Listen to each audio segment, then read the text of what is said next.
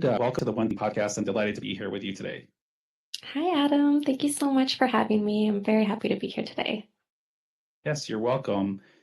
And we're just catching up about your career and like where you're living and where you're set up and practicing. And it's great to get to know you. I'd love just to kind of hear a little bit more just for the beginning of the conversation about your background and sort of the moment where hypnotherapy or gut-directed hypnotherapy came into your life, and like what was the aha moment that brought you into this space? Yeah, so a little bit about my background. I'm from Canada, from the west coast of Canada, living in Mexico now. I'm a certified clinical hypnotherapist and I specialize in IBS, digestive disorders. And what led me to hypnotherapy was honestly my own healing journey. When I was in school getting a degree and I was working a high stress job, I developed digestive issues. I was feeling depressed, anxious, I burnt out. And it was a really challenging time for me. And it kind of just felt like my whole body went out of whack. And I didn't really know what to do at the time. I did go to doctors, they did some tests, they weren't really able to find anything. And I was left feeling a little bit on my own. And so you know, digestion, I was like, okay, I'm going to try some dietary changes. And I did find like gluten wasn't working for me. It would really affect my motility for sometimes up to a week. So I cut some foods out of my diet. It kind of helped, but I learned to just live for it for a while. I didn't really know there was alternative approaches. But during this time, I was really struggling with my anxiety and depression. So I knew I needed to make a big change in my life. I knew that I didn't want to keep living this way, and what I was doing was making me sick. So this challenging period really was a catalyst for me to dive deep into how do I find happiness and peace in my life? How do I create a life that I really love? I think I've been programmed that, you're just supposed to work really hard and hadn't really learned work-life balance. And so I got super deep into exploring different healing modalities, different techniques for emotional healing. How can I incorporate morning routine and just make my life more enjoyable? And so I did a lot of deep inner work, got into meditation, yoga, just exploring different things. And I was still noticing some areas I was stuck, so I wanted to go deeper. And I came across Joe Dispenza. I'm not sure if you're Mm, familiar with yeah, him, but I really love absolutely. him. I love his work. He's done some of the biggest studies on the mind and meditation and healing. And so he's amazing. And he talks about the power of the subconscious mind and hypnosis. A lot of his work is hypnotherapy. And so I was like, oh, I really want to try this. So I started getting some hypnosis for my anxiety. And it totally blew me away because in the period of that time, I removed such a huge chunk of anxiety, of weight that I felt I had been carrying my entire life was just gone and it didn't come back. I was kind of like, is it going to come back? Like, this is weird. It was actually strange to feel at peace because I hadn't felt that way for so long. Mm, And this is where like something just really clicked when I experienced that. It only took a few sessions that we like targeted the anxiety. But what clicked was that I had been living my whole life feeling a certain way and not knowing that it was possible to feel so much better. I had carried, like, I knew it was possible, but I had never fully experienced it. And it's like, wow, we have a default state of being, but that doesn't mean that's normal or that we mm, should be feeling that way. And so I kind of dedicated my life to finding like the most amazing transformational way of improving our lives. And so I this because it blew me away so much, I'm like, I'm gonna study this. This just totally clicked with me. And I'm like, I mhm, need to learn everything that I can about what just happened to me because mhm. it felt just so quick and rapid. And my life was never the same after that. So I dove into it. I also healed my gut through hypnotherapy and through, these lifestyle changes that I made. Now, like I can eat all the food I wasn't able to before and I can digest it fine. So it's really unlocking this mind-body connection and learning to process my emotions to come back into a state of balance. And through my training as well, just realizing that gut-directed hypnotherapy is one of the most researched areas of hypnosis, actually. Yeah. They have almost 40 years of clinical research showing it to be a very effective treatment for IBS. And I was like, wow, all these people suffering, so many of my friends, more than 50% of my friends were struggling with their gut. We'd talk about it. And I was like, there's just wasn't, I didn't know of a lot of different modalities that were targeting this brain gut connection. So I decided to focus my practice and go as deep as I could to be able to provide a new possibility for people that are struggling with their digestion, because I don't want people to feel like they're going to be stuck feeling this way forever, which a lot of clients, when they come to me, they feel like they've tried everything. They've tried the diets, they've tried the supplements, they've tried even meditation. It hasn't really been working. So then we want to get to the root of the problem. Let's address the mind-body connection and get it back into balance again so things can work properly. Yeah. So Yeah. that's what led me there. That's outstanding. And I think your point about the research that's been put towards hypnotherapy is really a good point, because I remember doing some preparation for a presentation on IBS, and I was going through all the different therapies and how effective they are, um, and sort of rating them by the evidence. And mind body therapies for IBS actually ranked number one, of all the things I Mhm. was preparing to present to my colleagues. Wow. So, it's something that, we really need to pay attention to. And, why wouldn't it be one of the first thing that's offered if it's the best therapy? So let's kind of back up, and I would love to circle back to some definitions about hypnotherapy, but Yeah. just big picture wise, how how is the brain involved with all of sort of the gut in your view, and how does this relate to eventually using hypnotherapy as a treatment? Yeah. I feel like the most important aspect of how they're connected is that your brain is directly connected by the vagus nerve to your gut. The vagus nerve is like this highway of communication. It's where the information that is being sent from your brain down to your gut and back from your gut up to your brain, because they actually can both function independently.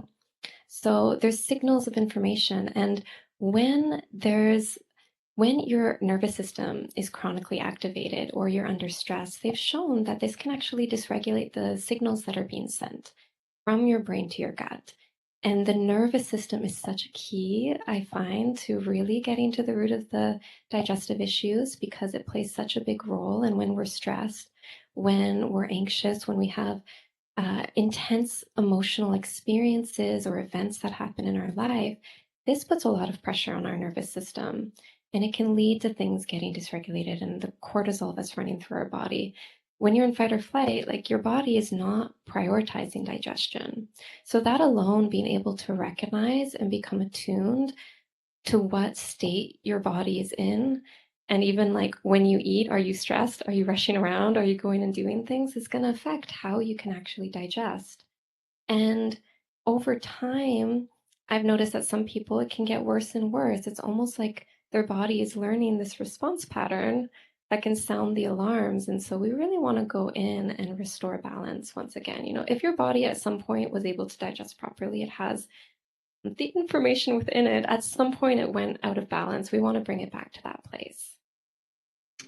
Yeah, and I think it's, as you're talking, I can't help but see and reflect upon how, people just have developed a norm of their operation, sort of like you're speaking to about your own background, is like you didn't even know that you could feel a different way, or there was a different experience you could have. And it seems to me like people, and especially, in the last 20 years, just sort of this disconnect with like the way they eat, the slowing down, the impact of where they how they eat, the chewing of the food, all these things, and the kind of stress that is associated, with mealtime. That's actually become the norm, and the slowing down is actually more, kind of rare. What would you say about that? Yeah, it's a really good observation. I find that we have in our society, I feel like this program of working hard, and how hard you work is attached to how much value you have as a human being, how much money you have, how much success. And it's pulled us a little bit, it's almost created like a distortion away from how our bodies actually should be functioning and feeling well. Like we need time and space. We need to be able to relax. When we relax, our body goes into rest and digest mode. We need to be doing things that bring us joy, having time just for us, not just work and then coping with work when you get home because you're feeling so stressed. I was in that cycle, and I think a lot of people are in that cycle, or you live for the weekend without fully integrating like work-life balance. And prioritizing self-care is super important, because if your cup is empty, you can be more on edge. And yeah, it's just not the funnest way to live, or the most Yeah. Yeah. pleasant way to live. Exactly. Yeah. So basically, the brain being in this state um, makes digestion less optimal, and Mhm. some of the kind of hardwiring that's going on with the nervous system is setting up the gut for certain patterns. Yeah. And then there's the cycle, right? The stress cycle of like you get stressed because you're afraid your symptoms are going to happen. Then you get the symptoms and it makes you more anxious and stressed. And it becomes like this vicious cycle where it's compounding and you're getting more anxious and really expecting the worst to happen. And that can prime your body to respond and have more difficulty, right? We can Mhm. start to have a physical reaction before the food even enters our mouth. So I know people that they'll already feel it in their stomach before they've even eaten the food because they're stressed about it. Mhm. Yeah. And is there certain risk factors for developing like a brain gut problem? I mean, there's subsets of like IBS that really people develop because they had a gut infection and then went on to have Yeah. post-infectious IBS, and they may or may not have had anxiety disorders or what have you. But these chronic patterns with IBS or SIBO or functional digestive disorders, that what what are the risk factors that you see in your practice? I mean, I know the ones that we can kind of look up on the internet and that type of thing, and that have been documented. But like, what do you see as a risk factor, or things that show up to develop a sort of a mind gut problem? Yeah, I found what I've noticed most commonly in my practice, it tends to be people who are more highly anxious, and or who are living more stressful lives. I know that there's different things that contribute to it, like even, like antibiotics or gut infections, like you're mentioning as well. That's why it's good to take a holistic approach and make sure that you're getting support in different areas to get a proper idea of what's going on. But usually, yeah, it tends to be more of the anxiety and stress that I'm seeing as a common Mhm. indicator. And the Yeah, and ability to also, like digest life, I think, is a thing. It's like it's hard to digest your emotions, to process what's going on in your life, or around a time when it started. Like I've had clients, end of exam periods, they were so stressed, their digestion never recovered. Did things like that. did you say difficulty digesting life? Yeah. I love that. I think that's such Yeah. a really profound description, because, like, it's like, yeah, it's makes a lot of sense. So, well, let's go into some definitions of like what hypnotherapy is and what it isn't, so that people really kind of can wrap their head around what we're talking about here. Yeah, I think it's really important because there's a lot of misconceptions around hypnotherapy. We see it in movies being like used as mind control or stage hypnosis for entertainment. And hypnotherapy is very different, where this therapeutic use of states of hypnosis, which are states of trance. So, to demystify it, trance is a natural phenomena that literally everybody experiences every single day. When you go to sleep, you're going into an altered brainwave state. You go into delta. When you're watching TV or watching a movie and you get totally absorbed in what you're watching, this is a state of trance. Mhm. Um, Another common when people are driving, especially on the highway, you're driving and then you look at the clock and you're like, how did an hour go by? It's almost like, well, in those cases, is your subconscious mind is driving the car. So it's not something unfamiliar to us, but we've defined it as hypnosis because we're using these altered brainwave states to access the deeper levels of the mind, which is where it's like your operating system.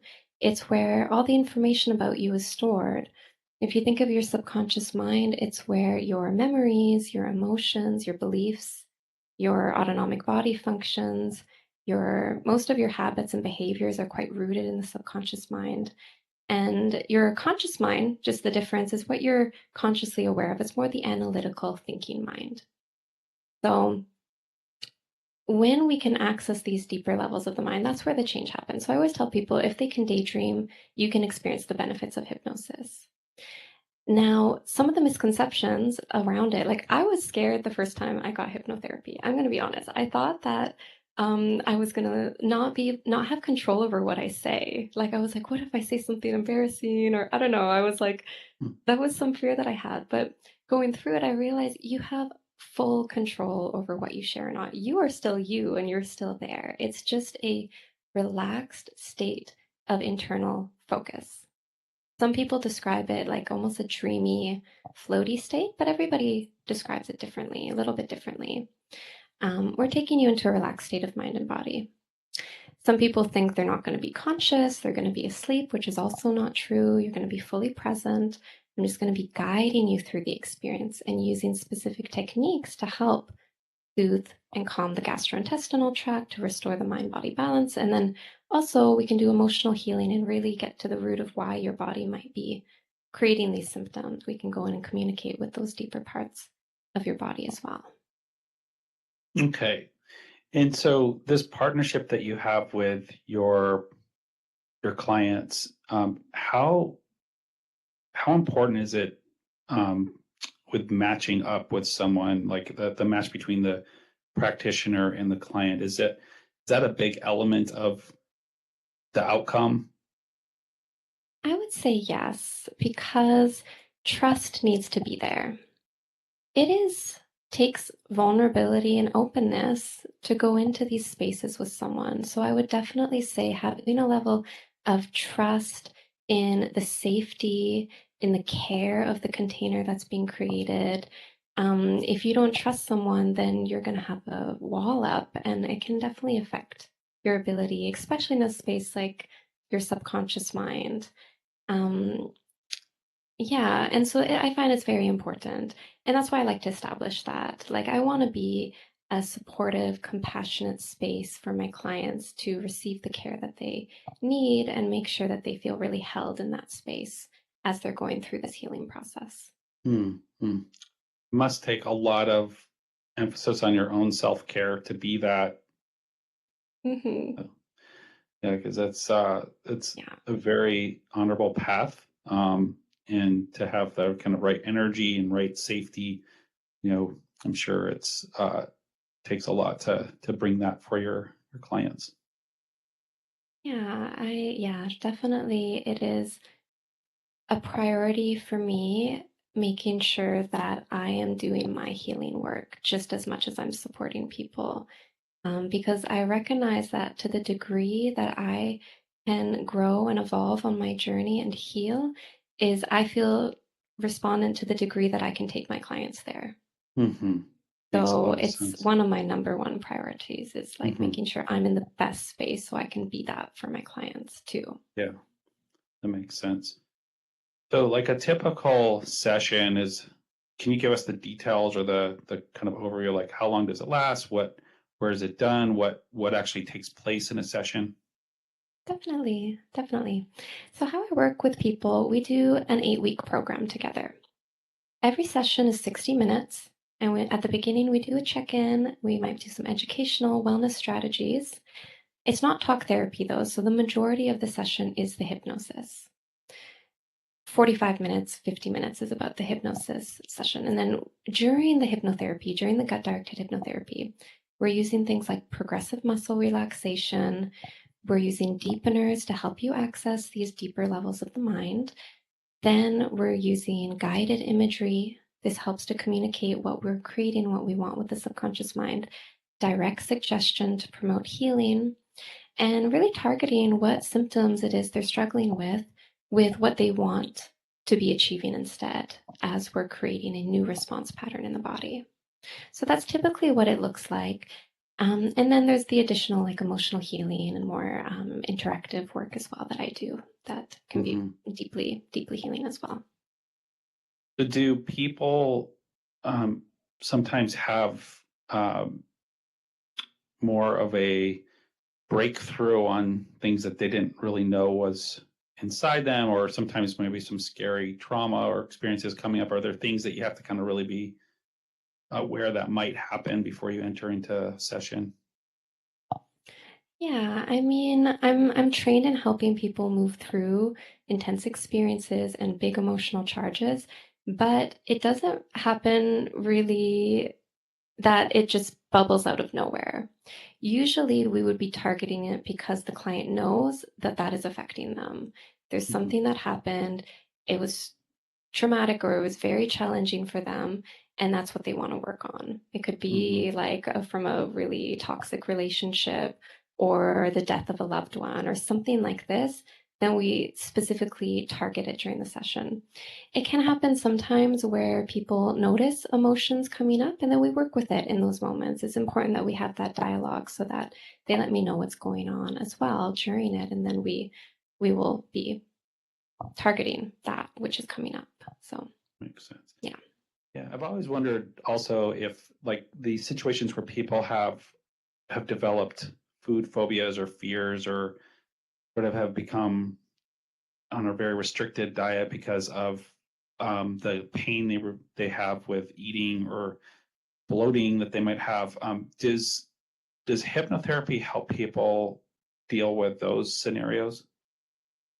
Yeah. Yeah. And it's a common thing that clients come to me for that we work through, which is food fear and anxiety around eating. I have clients that will skip meals altogether because they just don't want to deal with feeling horrible after they eat. And so there's a couple steps to it, but yeah, hypnotherapy is very, very good at addressing phobias. Also, phobias, for example, I've worked recently with a couple clients that are struggling with the fear of using public bathrooms. They just Right. can't go. And so they end up not leaving the house in the morning or not being able to leave in the evening because they're just afraid because they can't use a public bathroom.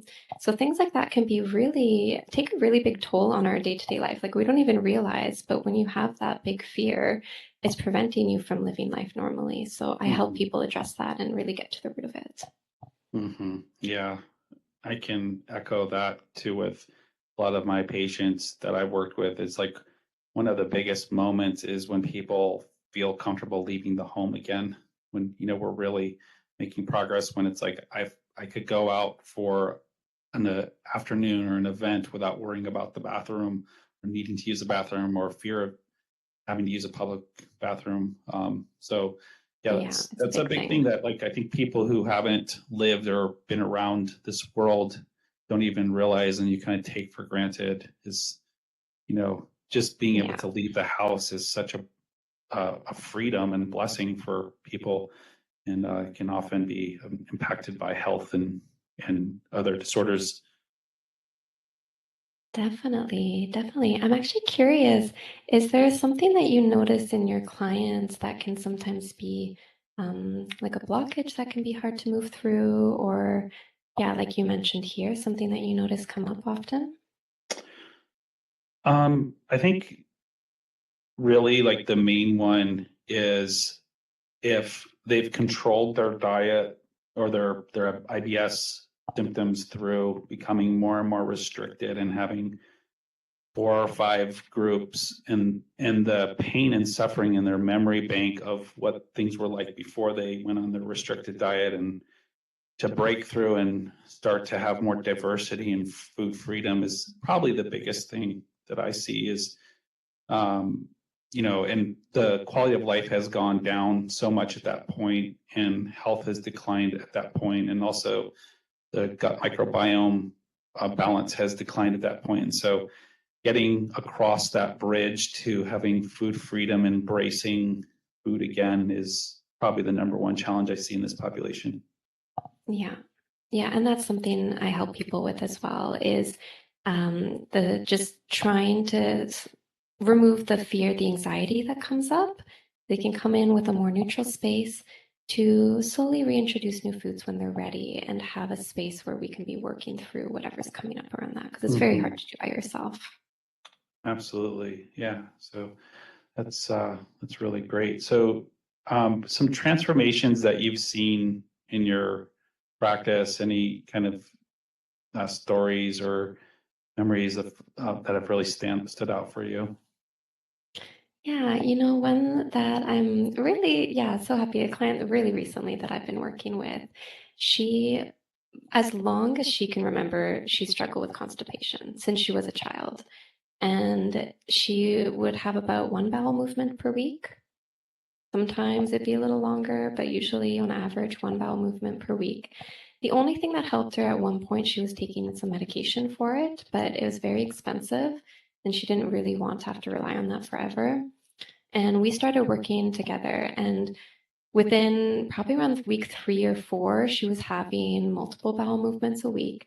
And by the end of the program, she was having like 5 bowel movements per week. So she had gone from this like lifelong challenge with her motility to having completely regular, consistent bowel movements. So that was like amazing. I'm so happy for her because it was really effective. And when you're constipated, you feel heavy, you feel bloated, you feel tired.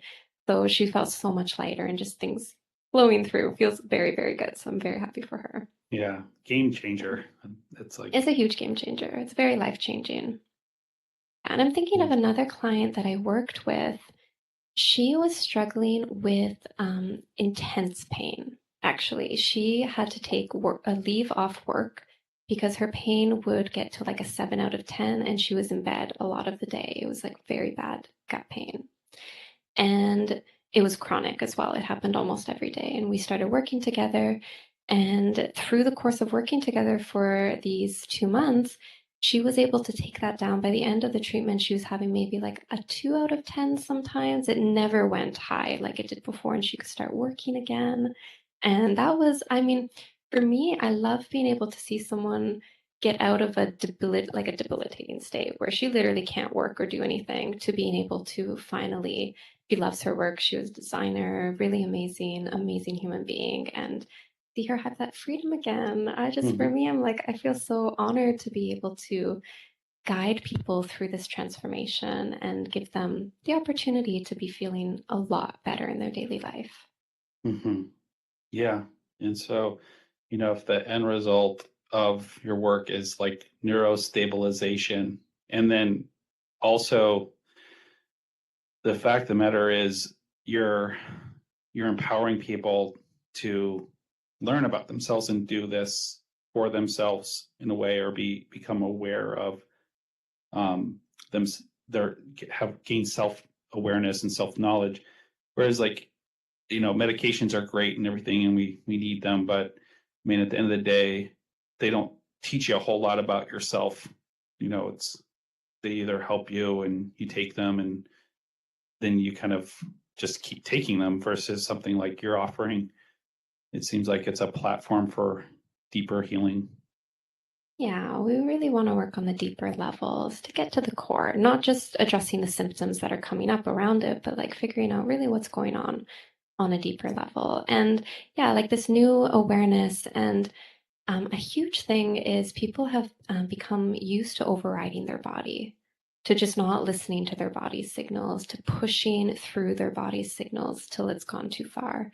So that's also something that we work on, is how do we listen to our body and create space for relaxation, for rest throughout the day. Just little things can even make a really big difference. Little implementations in your life can make a big difference. Mm-hmm. So we've already talked a lot about kind of the format, and you've done a really great job of explaining things. When people are between sessions, or when they graduate from your care, what are they doing, like, to uh, nurture or nourish the things that you're working on them with? Yeah. Between the sessions, there's a commitment to listening to one recording per day. Because when it comes to reprogramming the subconscious mind, repetition is key. We're creating a new pathway in your brain, a new way of thinking, a deeper awareness. This takes some practice. So I give like little, they're short. There's like 15, 20-minute recordings that they can do in the morning or at night. So I recommend doing that once a day throughout the course of our treatment. They get a variety of recordings. I also teach emotional processing. So I teach people how to recognize they've got anxiety, stress, fear coming up, and I teach them a really powerful technique to release that emotional charge from their body. They get a recording of that as well, of how to do it. I teach them by themselves, and then they can practice it with themselves. So they have access to that for a lifetime. We also teach breath work to help regulate the nervous system. And I look at this 2 months that I work with people as the ultimate opportunity to help create a new habit of relaxation. And after the program, they don't need to listen to my recordings, but they've got this 2 months of being able to implement some time in their life when they're relaxing. So they can go on and listen to meditation or yoga or whatever it is that they really like, or listen to my recordings. And people just keep listening to them because they really, really love them.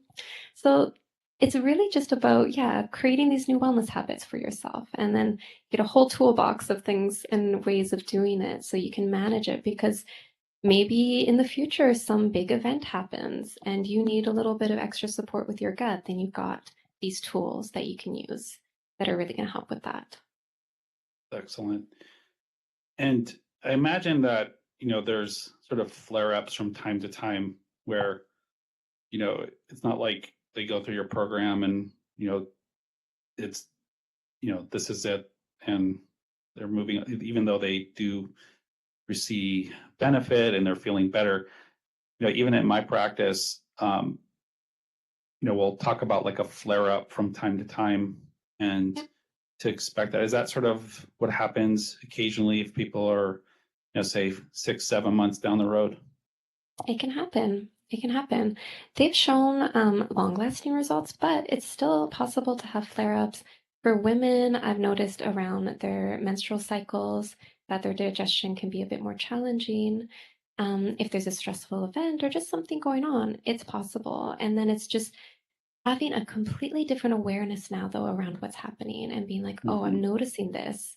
Okay, now I know what I can do to help make things easier for me, easier for my body, and just making sure that you do take that time, that you don't just like keep bulldozing through, but that you stop and take a break and check in with yourself and do something for yourself. Yeah, that's so great. Because I think when you've gone through some healing and then you do have a flare up and you've actually um, moved past the major health anxiety and that you've previously had, your brain goes to a different place and you're able to kind of calmly navigate it, versus those symptoms, say before a program like yours, would basically be like a vicious cycle. You feel the symptoms, you feel worried, you get more anxiety, you get more cortisol, and then just kind of is like this vicious loop of being in a cycle of pain and anxiety, or GI symptoms and anxiety. Definitely. So So it helps to break that cycle and make you feel more empowered, that you have more control over your gut, and that you, that you have tools. Instead of it just being an automatic reaction, there's a bit of a space in between that where you have a lot more choice of how to address it. Yeah, so this has been really helpful, and I wish and I hope all my patients get in touch with you, but I don't know even if you have enough room in your practice. I'm sure you're very busy. Are you actually open for receiving more clients at this time? Yes, I have room to take on a couple clients right now. For myself, Claire, like I mentioned, I only take on a certain amount of clients at a time, one-on-one. But something very, very exciting is just about a week ago, I launched an online 8-week program. So I have 2 offers. One is the online program that you can start at any time. It's 8 weeks. It's a standard gut-directed hypnotherapy program for IBS. If you have constipation, mixed, diarrhea, whatever it is, it's really going to support you. And there's tons of educational information, as well as professionally recorded hypnotherapy sessions. So that's an amazing resource. And then, yeah, working one-on-one with me is my availability is visible on my website Okay, for great. that. Yeah. Excellent. Anything else you'd like to add for us that we didn't cover, or any kind of inspirational closing thoughts that you'd like to give us? Yeah, I think the one thing for me is I really want to inspire hope to never give up on your healing journey. You never know when you're going to find that thing that is going to help you, and to just not lose hope in feeling better. Just because you might not have found it now doesn't mean that you're not going to find that thing that's really going to make a difference. And to keep going and to, yeah, just know there's other possibilities than what you might be aware of. And for your healing, for your evolution, for just living a life that feels so much better to you. And sometimes that requires some life changes. Like, I know like life changes can be difficult, but I know for me personally, when I made some changes around the time I was struggling with my depression, anxiety, digestion, um, there was things that weren't working. I needed to change them. So maybe just taking a look at your life as well and just seeing, is this working for me? Is there anything I can do that can bring me more joy? Even if it's like a hobby, a yoga class, just something that can help improve your life, even if it's little things over a long period of time, it can really help in the long term. Excellent. That's great advice. And yeah, I like that because I think people, try things, and I think it's normal when if something doesn't go as expected, have a letdown and grief from that experience, and Yeah. to give yourself some time to heal from if a therapy or something did not work for you, or a medication didn't work for you, or and then try to get back at exploring and keeping open to solutions, because like you said, it could be the next thing you try could be the thing that really helps bring balance. So Definitely. Definitely. well, There's hope. thank you so much for being here. This was really helpful, and I think it will help people um, access this treatment and this modality and this process with greater confidence and clarity. Thank you so much for having me. It's You're been so welcome. wonderful talking about this with you. I'm inspired by the work that you do as well. Thank you. And if anyone's interested in reaching me, my website is gut-directedhypnotherapy.com. Okay, great. And we'll put all of your links in our show notes and make sure that people have a way of reaching you in the 8-week program. We'll put a link to that too as well. Yeah, I've got a complimentary 30-minute discovery call. So people can go and book that. If you have any questions, if you're wondering if this might work for you, you can schedule a free call with me and then we can discuss that in person over Zoom. Excellent. Great. Well, thank you so much, Linda. Thank you.